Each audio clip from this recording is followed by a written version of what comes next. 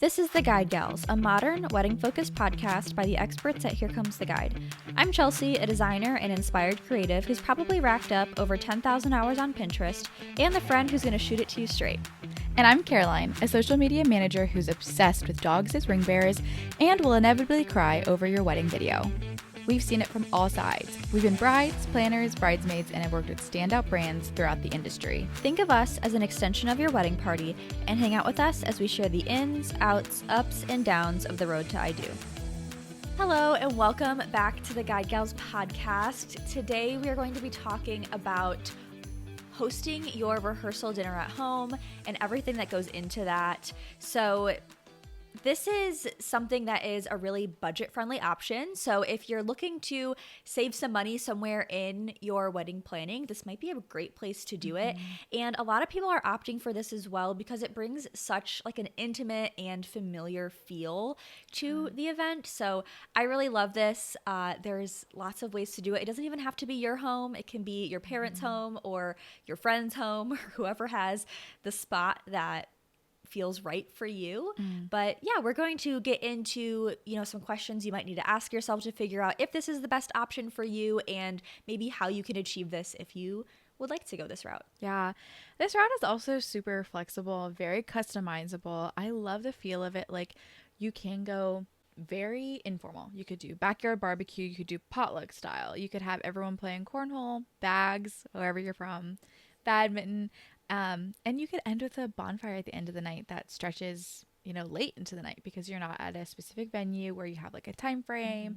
It's a little bit more flexible and a little bit more informal. But you could also still have a very elevated feel depending on your personality and your space, whatever that looks like for you. But I just love the intimacy of this. I think it's so fun to bring in these truly like personal elements where if you're having it, especially at a family member's house or in a special location. So there's so many parts of this that we love, but also a lot of logistics to think about to make it work. Yeah, and we will get into those logistics. I feel like this is something that we are seeing a little bit more just because there is a huge trend that I love, by the way, where people are just trying to make their event feel super intimate and more personal. So I really love it. And yeah, we're going to get into some details on how you can do it yourself if you'd like to.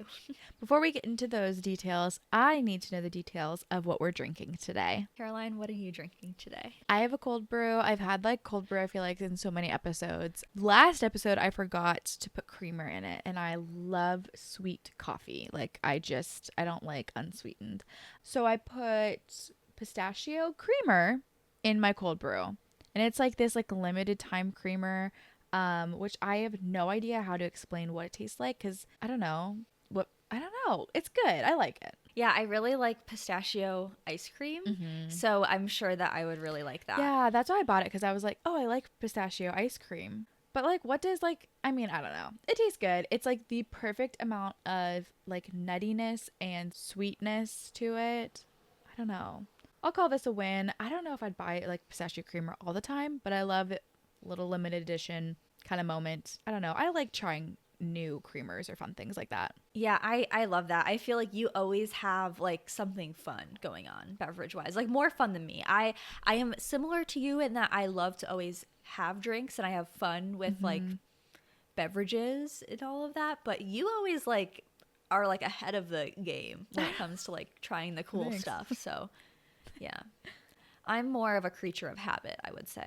Is today's drink another one that you have regularly? Yeah, I'm drinking water. I'm in my hydration mode for this morning, and I'm having water with electrolytes in there. It's Element, and it's watermelon flavor, which is decent. Yeah. It's not my favorite, but it's up there, I would say. I think watermelon sometimes can be overpowering for me. I like it every once in a while, but I feel like any artificial watermelon-y flavor is sometimes just too much for me.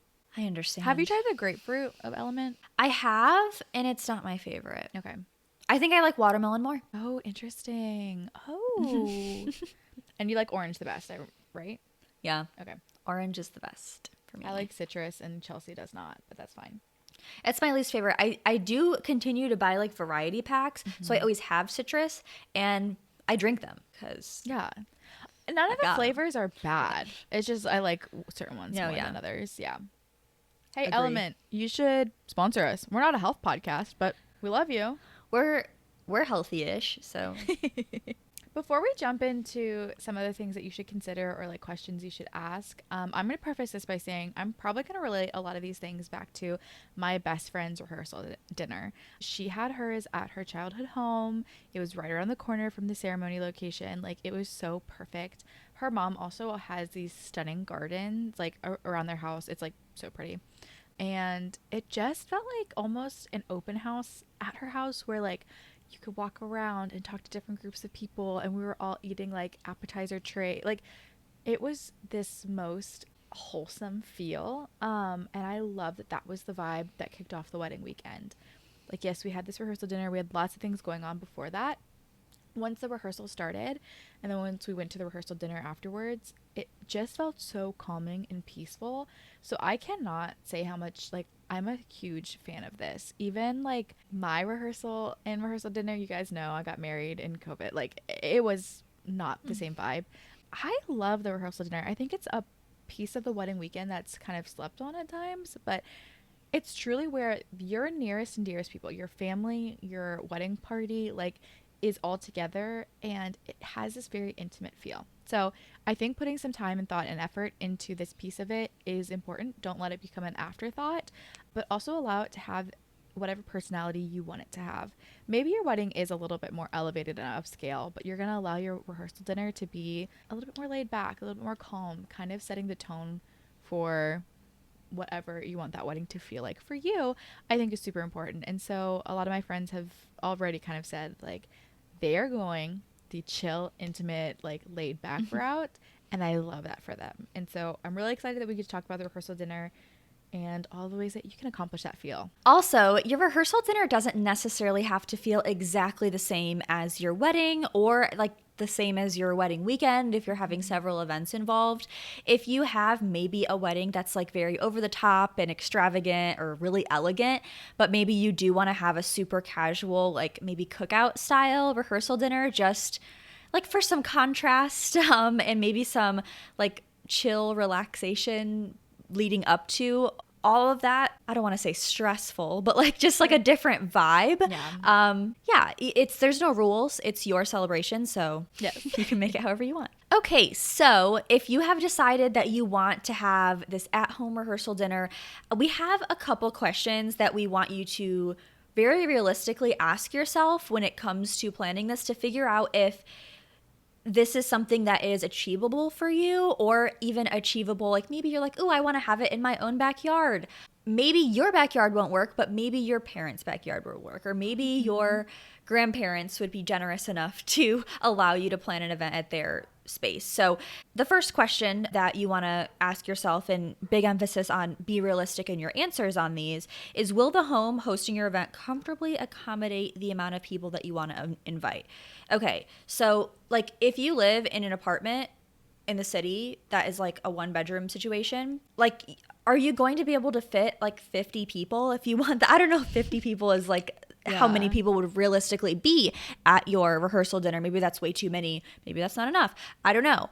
Depends on what kind of celebration you want to have, but figure out what you want that guest list to be, who you want it to include, and figure out, I mean, that's step one. Are they even going to fit there? And if they are going to fit there, are they going to be able to like move their elbows? Or like if you're having, you know, an actual dinner, part of your rehearsal dinner, like will there be places for people to sit? Will you be able to add tables if there's not enough space? I mean, I've been at like, not rehearsal dinners, but like parties or whatever before, where there's like food and you're like standing with your paper plate and you're like eating, and it's just like, it's fine. Like I'm happy to be there, trust me. But like, it's just not as comfortable of an experience for your guests and probably for you too. So yeah, something to think about. And once again, think about it early, but if your space doesn't work, maybe you have, you know, a vision to have your rehearsal dinner at your grandparents' house. Like I mentioned, maybe they have a beautiful backyard, or maybe they have one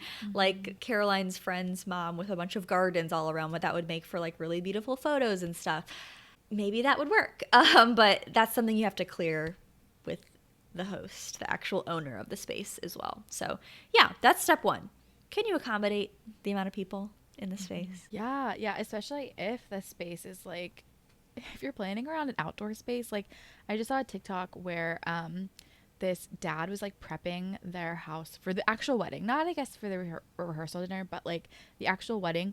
He was putting so much effort into the outdoor space, but I kept thinking when I watched that video, like, but what happens if it has to go indoors? Like, I'm sure they thought all that through, but like that's a good thing to think about. Like, they ended up like posting a video of their wedding, and it was outside and it was gorgeous. Like, they did a great job of making that space into like, it felt like a wedding venue.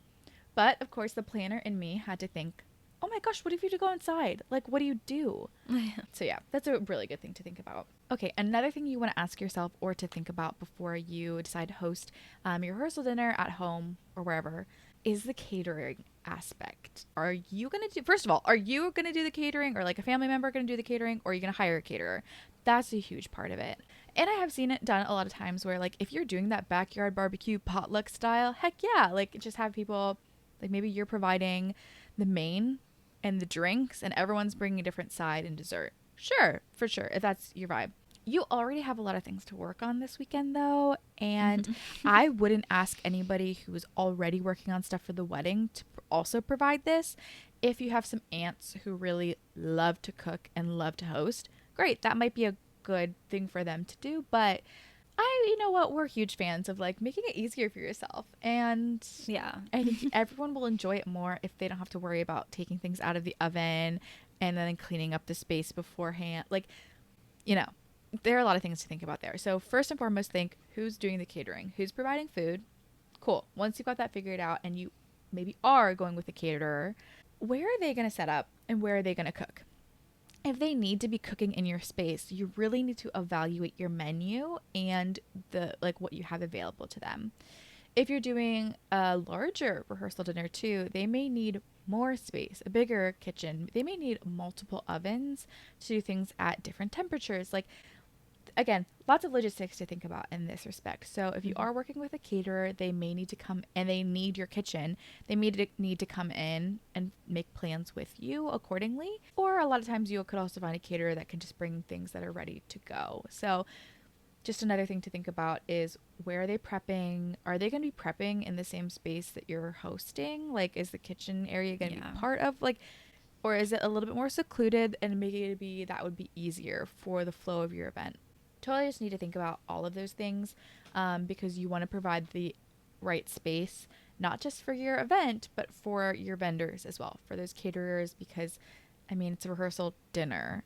The food aspect is important. Okay. There's nothing you can do about that aspect of it. And you do want to make sure the food aspect is taken care of, because I do think a lot of, community, camaraderie, I'm not sure exactly the word I'm looking for, but that's a really special part of the rehearsal dinner part. So the food being there, whether that's prepared by a family member, yourself, or a caterer, and just making sure you have the appropriate space for that too. Yeah, that's not something that I'm super knowledgeable about, like all the catering and like what exactly goes into it. And I know that, yeah, a lot of caterers can bring stuff ready to go, which is great probably for that kind of situation if you're hosting at home. But if you want them to be actually like preparing certain things like in your kitchen, like, I don't know, I'm thinking about like my own kitchen, which is like right over there, and I don't think it would accommodate too much. I mean, I think it's a great kitchen, but it's not huge, so things to think about for sure. Oh, yeah. And just questions to ask the caterer that you're interested in. Yes. Or even like, honestly, I know food trucks are super popular for weddings, but how cool would that be for a rehearsal dinner too? Like, I think if you're wanting a more casual vibe and maybe you don't want to do like a cookout or potluck or whatever, you don't want to put anyone or make anyone responsible for that. If budget allows, a food truck might be really cool. Yeah, for sure. That. All right, the next question that you're going to want to ask yourself involves setting up. So if you're using your own space, of course, you know that you'll have access to this right away or, whenever. But if you're using your grandparents' space, your aunt, your friend, whatever, you probably need to know exactly, you need to have a game plan with each other. And like, when are you going to be setting up those tables, those chairs, any decorations that you want to add? Like, how crazy are you going with it? Like, maybe there's not much that needs to be done, but maybe there's like a whole bunch that you want to do. So you need to have a game plan, like I said. And this is a time, if you're kind of doing all of this yourself, which if you're doing it at home, like you likely are, this is the time to call in the troops, okay? Like your wedding party, assign them things. You are going to be very busy. You don't want it to just fall all on yourself and your fiance to get everything all set up. Ask people for help and make sure that at the very least you have access to it like the day before. So that way, the day of your rehearsal, if you're actually doing that wedding rehearsal at your venue beforehand, like that's all that you really want to worry about that day. You don't want to be, I don't know, lifting chairs and tables and then also like trying then to put on your special outfit that you got for your rehearsal dinner and do your own, like it's just, that's a lot going on. And allow yourself plenty of time and ask for help. If you have people that are willing to let you use their space, it's likely that they're excited to be able to do this with you, and just voice what you need. And if they're not willing to help you, ask others. Like there's a lot of people that are going to be here to support you on your big day. Of course, you don't want to rely too heavily on them because they're not your employees, but if you're trying to pull something like this off, make sure that you communicate very well and let people know what you need and allow yourself lots and lots of time for setup. Yes. And that even kind of goes into the decor aspect of it too, because there's a lot of things to think about, like the food aspect, the setup, the tear down. There are already probably a lot of things that you're going to take on yourself for the rehearsal dinner if you're going this route. So thinking about, okay, how much decor do I want to bring or make or set up? Because then you also have to think about the cleanup for all of those things. Oh my gosh, yeah. So, and let's not forget, your wedding is likely the next day. So there's just like a lot of things that, again, yes, you can do it. Is it worth it for you to do that? Or do you need to set up a team who's going to be the cleanup team? And maybe they're the cleanup team for rehearsal dinner and the wedding night. I'm not really sure how you want to work that all out, but just a good reminder that whatever you DIY in this process, can save you money. It will also take more time and may require a couple more logistics of thinking, okay, if I'm taking on the setup and the tear down, there are a lot of things that go into that. Do we need to make sure that these rentals that need to go in a specific place? Are these things that we can take care of when we get back from the wedding? Who's to say? But the more that you do yourself, I think, in both the respect of a rehearsal dinner or a wedding, the less time you have to enjoy it. Because you're going to be thinking about all the things that need to happen. If you're listening to this podcast, you're somebody who's thinking 10 steps ahead already. Yeah. Just think about what you want to take on, because I think sometimes us planners, type A kind of people, tend to want to take on a lot and then don't get to enjoy it. So consider this my caution to you of like how much you take on. Yeah, you can DIY parts of this for sure. Just be cautious when you think about how much you're going to take on. Yeah, beware of DIY for sure. Caroline and I are both the type of people that will be like, oh, I can do that. I can do that. Like, I can do that. And like, I'm a yes person. I think Caroline is too, where it's like, well, yeah, I'll just do all of the things all at once. What do you mean? And seriously, like, beware of that. You're going to be ripping your hair out if you commit to DIY every single part of your wedding. Like, and also remember, like, your rehearsal dinner, while it's very special, and we love like making things like as amazing as they possibly can be, but it's not even your wedding. So like, you don't have to like break your back DIYing every part of your rehearsal dinner. It's not even your wedding. Yeah. Once again, like, it's not even your wedding day. So yeah, beware of DIY. That's very important. But yeah, those are kind of the questions that we have for you that you want to make sure that you ask yourself. So if you answered yes to the above questions, probably all of them you'll need to have some sort of yes answer to. You can probably achieve a wonderful at-home rehearsal dinner. So yeah, super exciting, but all of those things are things that you have to really think through and make sure that you figure out, and especially those pointers on being aware or beware of DIY. Don't take on too much.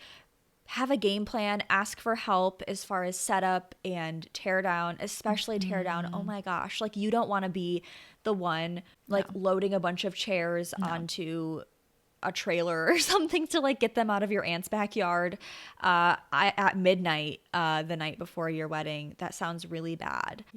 So ask for help. And then especially if you are using someone else's space, make sure that you have that game plan in place, even if you're using your own space. But you want to make sure that you're being very respectful, of course, you know this, of someone else's space and even your own space. Like, oh my gosh, make sure that you have a game plan for cleaning that up as well. You don't want to leave it for several days and then come back after your wedding, or like maybe you go away for like a weekend or whatever, like, and you come back home and you have like a huge mess in your backyard, or like in your like, I don't know, in your living room. I don't know where that would be. And you have to clean all that up. That sounds like an absolute nightmare. Oh yeah. So yeah, definitely have a game plan for all of the aspects, especially that tear down.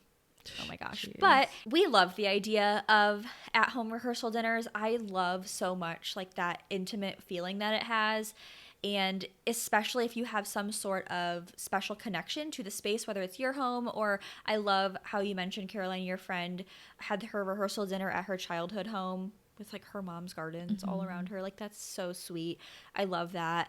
And if you end up having an at-home rehearsal dinner, please let us know how it went. Yes. Let us know if we missed any steps as far as questions to ask or plans that you need to make. We would love to hear from you on that. And we would love to see any photos that you have from it as well. We love photos. Yeah. It's just so sweet. Yeah. We love all of these things. And we didn't touch on a lot of other details that, you know, surround a traditional rehearsal dinner at a venue, or even if you wanted a hybrid of like an Airbnb rental, like that adds some more logistics into it too. Like, we didn't touch on those things. So if you want future episodes that have some more to do with that, let us know. We are happy to provide this for you, because we love talking all things weddings, and a lot of times we don't get to talk all about these fun extra events. So it is really fun to kind of break them down and think about how you can make them super personal and intimate and fun. Yeah. And if you, like Caroline said, if you have any questions on anything to do with rehearsal dinners, please send them our way. Or if you have episode suggestions or questions, anything else wedding related or drink related too, that's cool. You can reach out to us on our website, and that's theguidegalspodcast.com. On there, you can find our full episode library, as well as a bunch of free resources, free planning resources that we have for you. You can also find us on Instagram at The Guide Gals Podcast. We are on TikTok at The Guide Gals Pod, and we are on YouTube as well. Our episodes have a video component, and that's on the Here Comes the Guide YouTube channel. So that's where you can find us. Yeah. That's where you can find us. And you should find us there, because we will share all of these fun behind the scene things. And again, we want to hear what you want to know. We want to know like all the details that we can bring to you in whatever format, because ultimately this podcast exists to help you in the wedding planning process, and we just get to have fun doing it. And we do. We do. We do. And as always, this is a super fun episode, but that's all for today. So until next time, cheers. Cheers.